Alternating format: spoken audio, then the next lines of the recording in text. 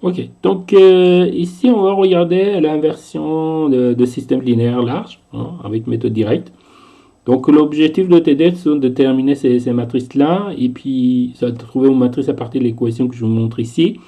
Et puis résoudre ce système stationnaire avec les conditions limites type Dirichlet qu'on a présenté ici. Bon, alors tout d'abord il faut regarder l'équation. Donc l'équation c'est une équation de transfert de chaleur dans laquelle en fait on n'a pas la notion de temps. Donc 2 fois la dérivée de température égale, selon x égale 0. Et x il est entre 0 et L. À gauche, on applique une condition de Dirichlet, ça veut dire on dit à gauche sa température égale L1. À x égale L, on va dire la température égale à TL ou Tn. Voilà, température à gauche, à droite. Donc T1, température à gauche, TL, température à droite. Et puis la solution analytique, c'est très simple. Hein, donc vous prenez cette équation-là, vous faites 2 fois intégration, vous appliquez les conditions limites qui sont là, et puis vous allez trouver la solution analytique. Bon, bien évidemment, la solution analytique, ça présente une relation linéaire qu'on voit ici, avec valeur T1 et X sur L, c'est la pente de l'équation que vous voyez. Et après, vous avez TL moins T2. Bon, autrement dit, on a une relation linéaire entre T. Donc on a un point qui était 1 et 2, donc on peut établir une ligne facilement pour obtenir la solution analytique. Bon, l'idée c'est de présenter d'abord ça sous la forme d'une matrice. On va regarder comment on peut le faire sous la forme d'une matrice. Bon, alors, la première chose que moi je vais faire ici, je vais dire ok, je vais utiliser la méthode de différence finie, ce qu'on a appris auparavant. Donc, qu'est-ce que je vais dire? Je dis ok, on sait que si on a 2 fois dérivée de t selon x au carré, donc ceci on peut le présenter comme ça. On peut dire par exemple ti moins 1 moins 2 fois ti plus ti plus 1 divisé par delta x au carré. Et là, on veut dire qu'approximativement, c'est égal à cette expression-là, égal à 0. Alors bien sûr, dans cette expression-là, delta x au carré, ils vont partir. Donc moi, je peux présenter ce schéma-là comme ça. Je vais dire, ok, ti moins 1 moins 2 fois ti plus ti plus 1 égale 0. Donc ça, c'est le schéma qu'on va voir. Ok, maintenant, je prends un exemple et je vais vous montrer comment on va trouver la matrice que je vous ai montré auparavant. Ça veut dire cette matrice-là. Comment on obtient cette matrice-là déjà, hein, avant qu'on commence à résoudre le système avec MATLAB. Bon, alors pour cela, on dit n égale par exemple 2, n égale 3, je dirais. N égale 3. Donc n égale 3, ça veut dire que vous avez 3 points. Donc je présente comme ça, je prends le domaine, je le divise en 3 points. Donc vous avez 2 divisions, 3 points. Donc ça c'est nous numéro 1, nous numéro 2, nous numéro 3. Et après pour i égale 2, donc j'ai écrit la relation de différence finie hein, de 2 fois dérivée t selon x. Ouais, donc voilà, donc je peux écrire ici que t1 moins 2 fois t2 plus t3 égale à 0. Bon, le t1 on le connaît bien, donc ça on le connaît, ça aussi on connaît. Bon, on peut déterminer t2, donc on peut dire que t2 égale t1 plus t3 divisé par 2. Bon, ça on n'a pas besoin de résoudre un système, aucun problème. Donc vous allez trouver alors T2 qui est la valeur moyenne des deux et vous pouvez dessiner la distribution de température. Là maintenant je dis n égale par exemple 4. Donc si je dis n égale 4, donc j'ai 1, 2, 3, 4 montées. Donc ça c'est 1, ça c'est 2, ça c'est 3, ça c'est 4. Donc j'ai 4 points et 3 divisions. Vous voyez 1, 2 et 3. Ok, maintenant je vais écrire le schéma, mais cette fois-ci je vais écrire le schéma pour i égale 2, ça veut dire ce point-là, et i égale quoi? I égale 3. Donc pour i égale 2, si je l'écris comme ça, donc ça doit être t1 moins 2 fois t2 plus t3 égale 0. Et si je l'écris pour i égale 3, ici, ce sera t2 moins 2 fois t3 plus t4 égale 0. Alors, donc il faut faire attention que, au final, cette valeur-là, on la connaît bien. Donc ça T1, on le connaît, cette valeur initiale, c'est condition limite de Dirichlet, c'est ici. Et T4 aussi, on connaît. Donc ça aussi, on connaît. Donc ça aussi, on connaît. Donc moi, ce que je vais faire, je vois qu'en fait, j'ai un système d'équations avec deux inconnus, T2 et T3. Donc j'écris moins 2 T2, moins plus T3, il est égal moins T1. Et puis après, ici, j'ai T2 moins 2 T3 égale moins T4. Donc je peux le présenter sous forme de matrice. Donc si je présente sous forme de matrice, donc ça donne moins 2, 1, 1, moins 2. Et là, vous avez T2, T3. Et après, ici, on arrive à moins T1 et moins T4. D'accord? Donc, on obtient un système. Alors, si on compare ce système-là par rapport à ce qu'on avait ici, vous voyez, vous avez un moins 2, 1, moins 2 qui sont là. Donc, on les voit bien, ils sont créés. Et après, vous avez moins T1 et moins T4 qui sont là.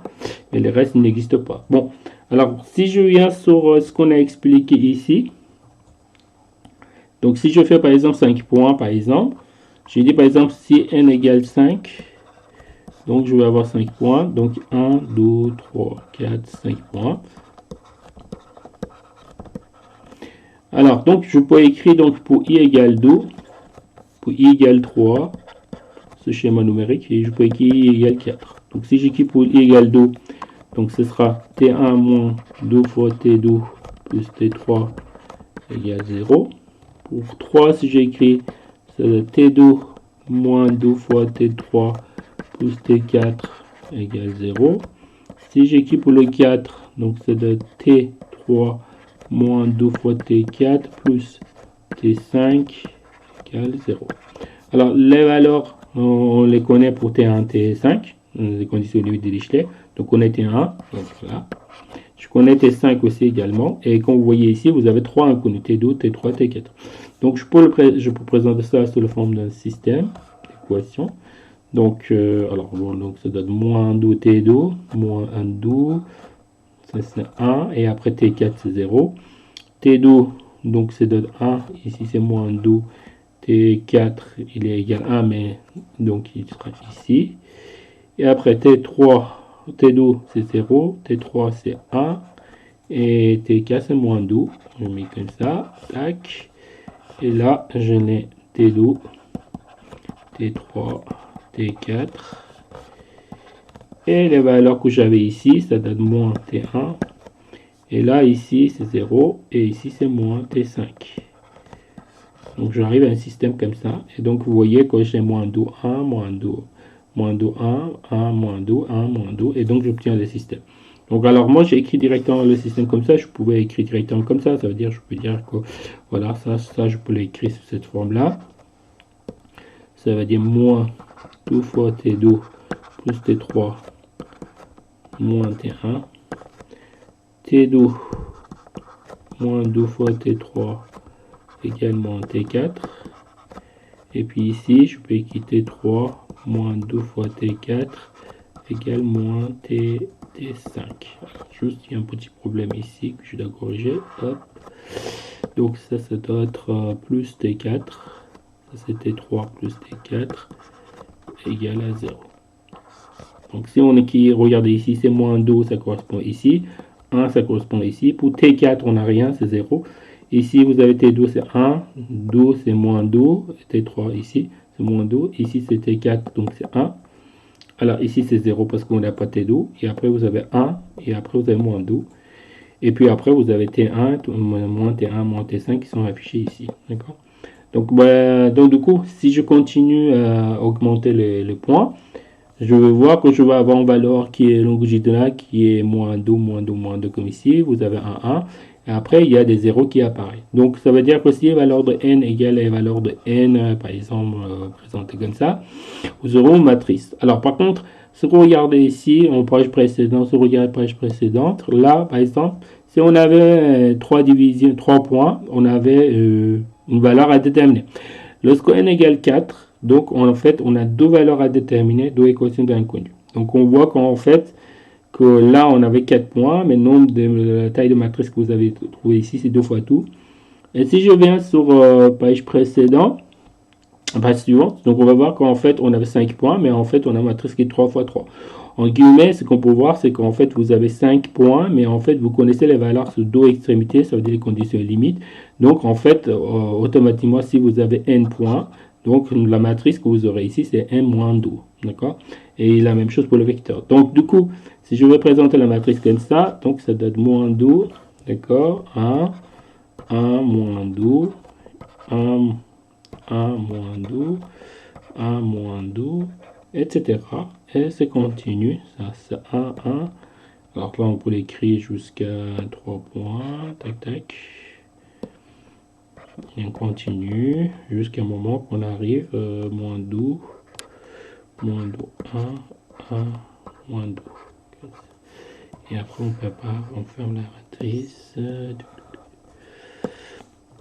Comme ça. Donc, c'est notre matrice. Donc, votre matrice, ça donne n-2 fois n-2. Et donc, après, par la suite, vous avez un vecteur de valeurs inconnues. Donc, ça donne t2, d'accord, t3, etc. Jusqu'à un moment qu'on arrive à tn-1. Voilà. Et puis après, vous avez le vecteur qui arrive ici. Donc ça doit être moins t1 et 3 points.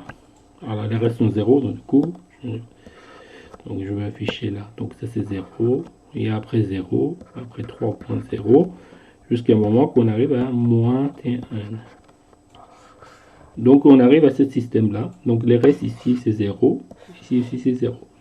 Donc vous avez en fait une matrice qui est, je dis, diagonale quasiment. Vous avez trois lignes, n'est pas vraiment diagonale, mais vous avez valeurs diagonales qui sont moins 2. Et après vous avez la valeur 1 qui sont là. Et après vous avez une matrice qui est symétrique. Donc si vous avez cette valeur de ici de 1, ici ça donne 1, etc. Donc vous avez une matrice symétrique, une valeur diagonale ici. Valeur hors diagonale qui est ici, c'est 1 aussi. Les restes sont 0. Et vous avez un vecteur de t à déterminer. Donc ça reste tous les points à déterminer ici au milieu. D'accord. Et puis après, vous avez un vecteur de B. Donc, alors, ce qu'on a présenté dans le cours, on a présenté ça sous la forme de matrice de A fois multiplier un vecteur de T qui est égal à un vecteur de B. D'accord. Et donc, du coup, on peut dire que voilà, le T, il est égal à inverse de matrice de A fois le vecteur de B. Et donc, comme ça, on peut déterminer le vecteur de T. Alors effectivement, lorsqu'on obtient un vecteur de t, on trouve les points qui sont au milieu. Ça veut dire que si je prends ici, là, ça c'est 1, ça c'est n. Lorsque vous déterminez le vecteur de t, vous allez trouver les infos pour les points qui sont là, jusqu'à le point n-1. Donc vous aurez un vecteur dans lequel vous avez juste n-2 éléments. Donc il faut donc ajouter les points qui sont avec. Donc ça, je dis t-temp, par exemple, ici. Et après, on dit OK, on va ajouter les valeurs ici. Donc, tout ce qui était ici, on va mettre ici, les valeurs qui sont là. Donc, ça veut dire que ces valeurs T1, T2, T3, etc. jusqu'à Tn-1. Et puis après, on va ajouter d'autres valeurs qui sont ici. Donc, ces valeurs initiales, c'est les T1. Ça, c'est ajouté. Et Tn aussi, c'est ajouté. Donc, c'est les valeurs qu'on ajoute. Et là, ça donne le vecteur de T qu'on va calculer. Alors, je dis T étoile. Donc ça c'est la réponse à notre question. Et puis par la suite, on essaie de dessiner la valeur de x, valeur de t en fonction de distance x. Donc supposons ça c'est, vous avez un longueur de 1 mètre, on a dit ici c'est 200 mètres, 200 degrés centigrades, ici, ici c'est 400 par exemple, je donne un exemple comme ça. Et on sait très bien qu'entre les deux, vous avez une relation linéaire qui est comme ça, et la pente on a vu c'est 1 sur L. X, voilà. Donc ça c'est la relation et c'est le point qu'on obtenait. Donc l'idée c'est obtenir ça et puis avec la matrice à l'aide de MATLAB. Bon, on va regarder comment on peut le faire par la suite.